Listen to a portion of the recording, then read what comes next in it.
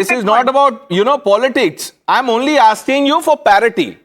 If you are getting the Indian Air Force to get the, to transport the question paper, let's talk about the system. Why have these ordinary people, NTA, DG, etc., The last person who was the head of the NTA is now some chief secretary or some secretary in Chhattisgarh.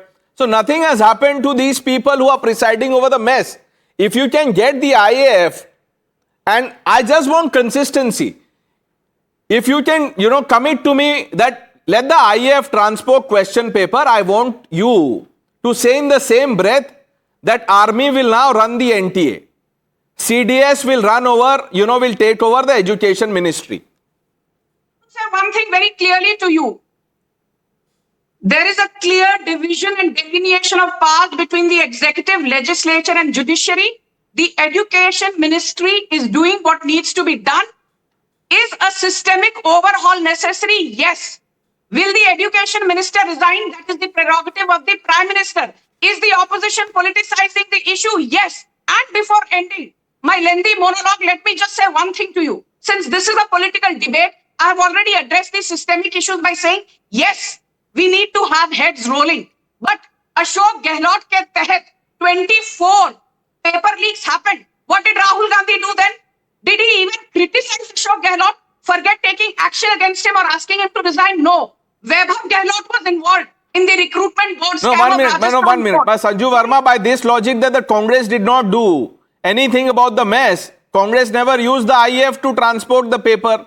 So let's not get into this whataboutery. It is not going to help. If you are really sincere about, and I'm talking about the system, if the government is really sincere about accountability and fixing the system, then this is not the right approach. हवाई बातें हैं ये. Air Force अब transport करेगी question paper.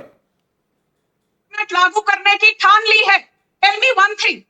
In the last 77, 78 odd years, have you ever seen that the OMR format is now being junked in favor of the CBT format? No. Have you ever seen that there is a rollout in CBSE exams of the OSM format? No. Manisha Vagmare.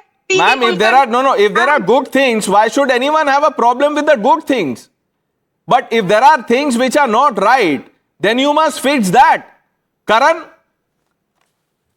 So at the outset, Pranesh, it's absolutely ridiculous that the Air Force has to be called in for this. I mean, the last time the army was used was for the Bengal elections, and there it worked because there was a security issue and the threat was a violent Mamta regime. But what's the threat here? The threat here is the failed NTA, the failed National Testing Agency. That is what the threat here is. And, with due respect to Sanju ji, she's generally very accurate on facts. She's accurate on one fact here. As far as the Radha Krishna committee is concerned, she's absolutely right that they've implemented the CCTV and the biometric measures, but they have not implemented largely the measures recommended by Radha Krishna ji. And I want to point that out. He had put his foot down that it should now be transitioned into CBT. What is this? We are transitioning. It's been 2 years since the last paper leak. Why have we not already transitioned? That's number one. Secondly, what he said that an encrypted digital delivery is essential. Had there been an encrypted digital delivery, we would have not needed the Air Force or anyone else to deliver. That is how examinations happen across the world, be it US, Canada, England, anywhere. So it's a disaster that it has not been implemented over the last 2 years. The third thing that Radhakrishnan ji mentioned was systemic overhaul of the NTA. None of that has happened. If only CCTV is being implemented, by Aadhaar-based biometric being implemented, or police escorting, if you call that a systematic overhaul of NTA, I am afraid that is not. So unfortunately here, it is solely the fault of the education department. The rot within it needs to be cleansed. Plain and simple. Tehseen? Thank you for having me on the show here. Taking off from where Karan left, let me first put 2 or 3 points. Dharmendra Pradhan ji is not the education minister of this country because he has some visionary ideas with regards to education.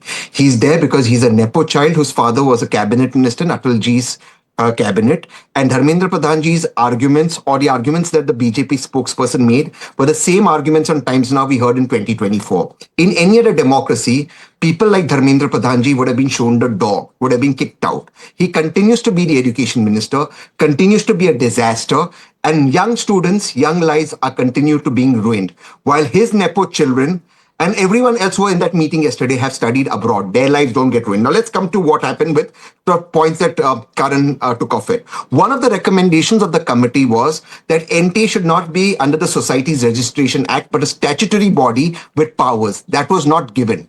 The NTA chief in 2024 was not prosecuted. Nothing happened to him. He's now got a plum posting. I'll come to you a week from now on Times Now. Nothing will happen to Dharmendra Pradhan or the current NTA chief. The most important question that nobody is asking is, why was Eduquity selected and why did it win the tender when it was banned by the BJP government in 2020? Eduquity is a fraudulent organization that did not deserve to be handling the NEET papers, yet it was selected in the tender over companies like TCS. Now, I don't like TCS, but this is how the system works, and Eduquity got in despite a ban being on it, despite it not being allowed. How was the system manipulated? All of these are questions that should be answered on Times Now. Dharmendra Pradhan continues to escape any responsibility. And I want one last thing. Yesterday or day before that meeting where Rajnath Singh ji, Jyotiraditya Scindia ji, Dharmendra Pradhan ji sat in that meeting for the IAF, the three ministers sitting there are all Nepo. They have Nepo family in politics. It's nepotism that rules the roost, and that is what destroying India's education system, why 22 lakh students continue to suffer. While I agree with the spirit of your argument, the Congress should be the last person, or entity to be talking about dynasty, nepotism. Why do you like they say, always score a self-goal? Without nepotism, everything you said was making sense. But you use nepotism so much that, look, I have to now lecture you on nepotism. Look around in the Congress party. Every other person is a product of dynasty nepotism. So, let's not get carried away here. Please, Tehseen.